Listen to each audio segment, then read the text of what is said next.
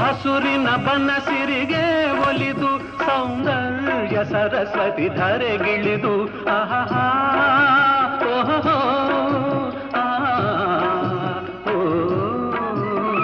ಹರಿಯುವ ನದಿಯಲ್ಲಿ ಜಾಡಿ ಹೂಬನದಲ್ಲಿ ನಲಿಯುತ್ತ ಓಲಾಡಿ